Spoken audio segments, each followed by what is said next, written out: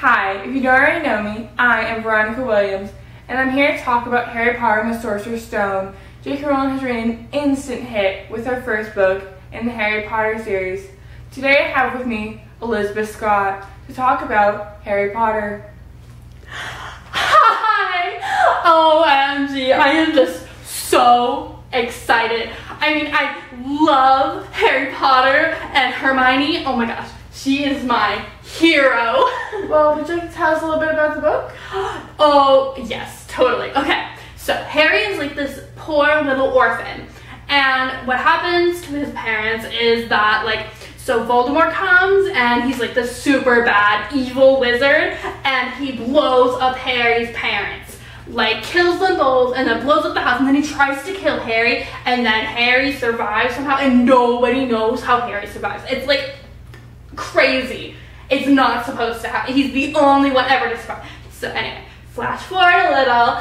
Hagrid comes. He's like the gameskeeper at Hogwarts, which we'll get to that later. So Hagrid, that's where I was talking about. So Hagrid comes and saves Harry from the wreckage and brings Harry to Dumbledore, who's the headmaster of Hogwarts School. And if you didn't know, Hogwarts is actually in England, so because this whole book takes place in England. That's totally cool. Okay, so then Dumbledore drops Harry off with Harry's aunt and uncle, who are totally mean, totally uncool.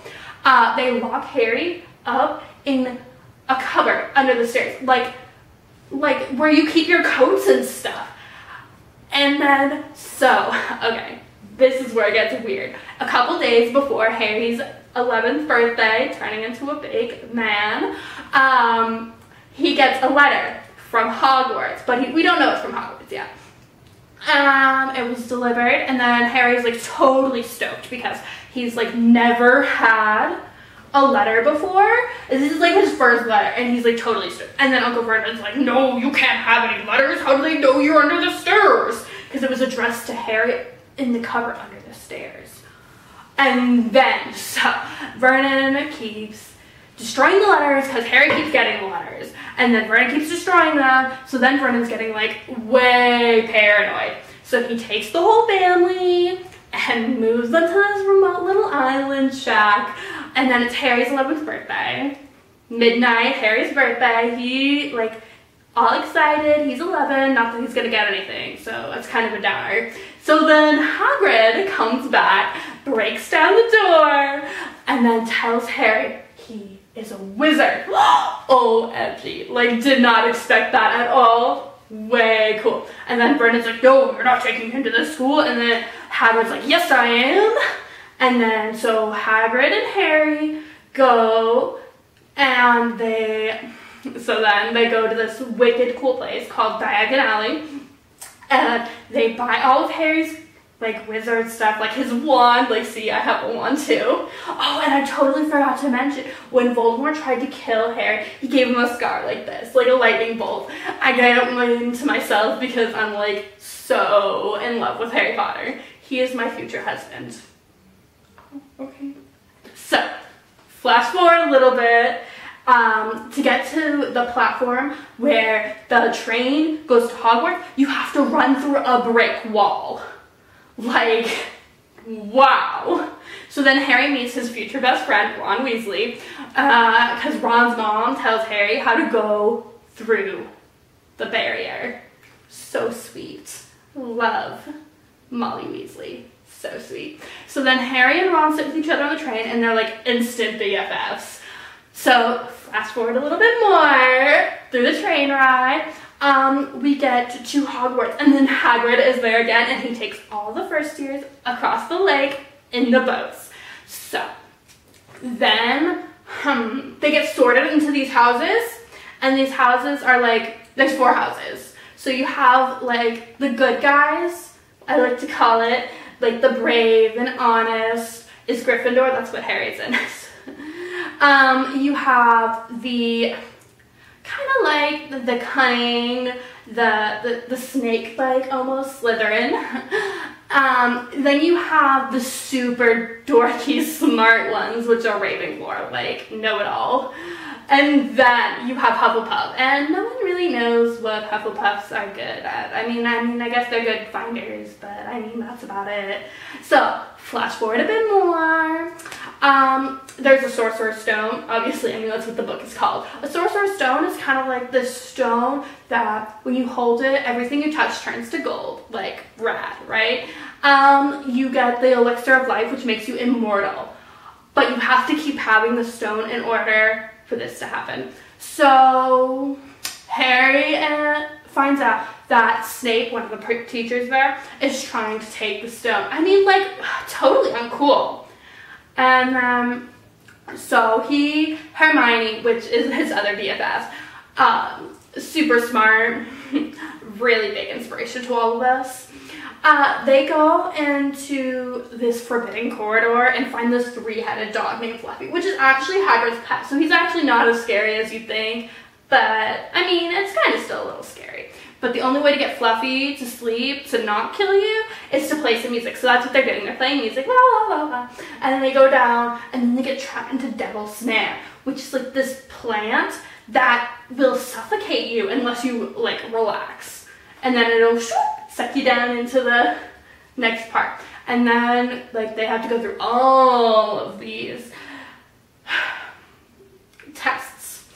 And then they get to where the Sorcerer's Stone is hidden. And it's not Snape. It's this other teacher who, like, nobody thought was, like, ever going to be, like, suspected. Quirrell.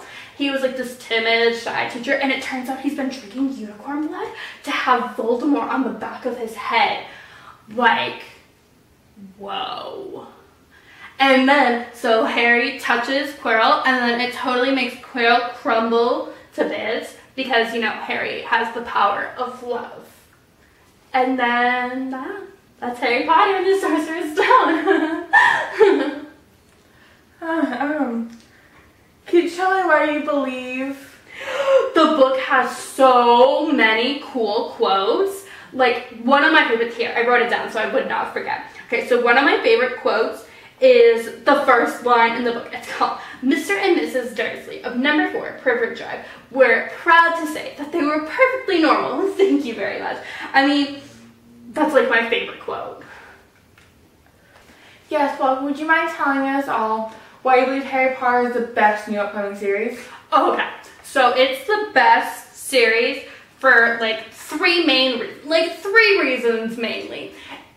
Because it's just such an inspiration.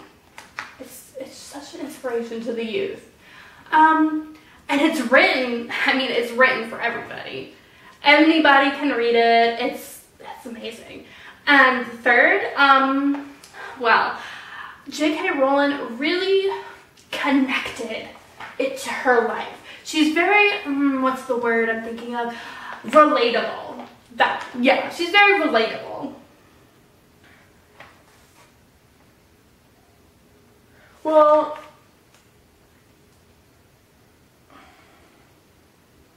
you say J.K. Rowling has written Harry Potter for all ages. Would you mind describing exactly why you believe that? The kids reading Harry Potter can relate to him because, I mean, he's 11, right? So it's a kid's book, technically. You find it in the kids section. So 11-year-olds are reading this and they're understanding the struggle, like going through puberty. And let's see. Rowling's books, they're written in a way that her younger audience can understand, but they're still fun for the moms and dads of the group. So she's really written a book that all families can enjoy and read. So how do you believe J.K. Rowling really does inspire? Another super cool quote is from Dumbledore. I mean, he says to Harry, "It does not do to dwell on dreams and forget to live." I mean, he's talking about how you have to live your dreams. You can't just think about it. You have to do it. Oh, I love that line. Well, that's an amazing segue into my next question. How do you believe J.K. Rowling is inspiring to young viewers? Rowling shows just because you're scared of something doesn't mean you can't be brave. Just like Neville, like he stood up to his friends. That's so hard to do. And it shows that a young girl can be intelligent, if not smarter, than a boy just like Hermione. I mean, and a hero is not necessarily the biggest, baddest person around. They are the one that does the right thing, you know? J.K. Rowling is relatable. Would you mind telling us all why you feel that way? Okay, so I have another quote I have written down.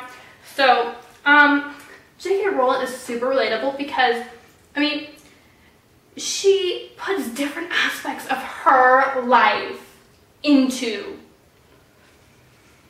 the book. It's amazing, really, it is. And fantasy novelist, which is an awesome blogger. If you haven't looked him up, totally do. Amazing. He said that the daughter of Peter James Rowling and Anne Rowling, which is J.K. Rowling's parents, obviously, they met at King's Cross Station, which is a huge part of the book series.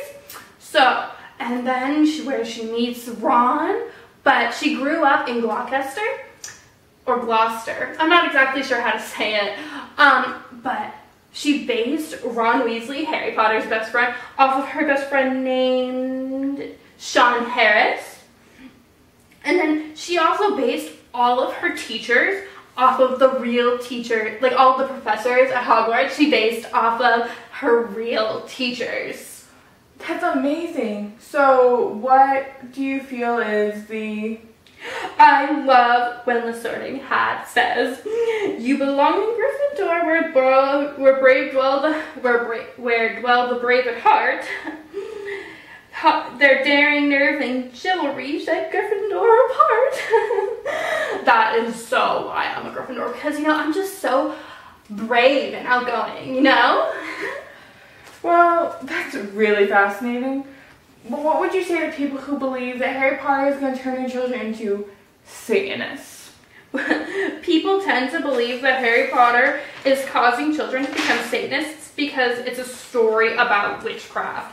And, I guess I read somewhere that Satanists have weird pets, so I guess it's because, Fluffy is a weird pet. There's also several other weird pets in the Hogwarts story. So I guess that could I would guess. And then I read somewhere else that they believe that they're becoming Satanists because they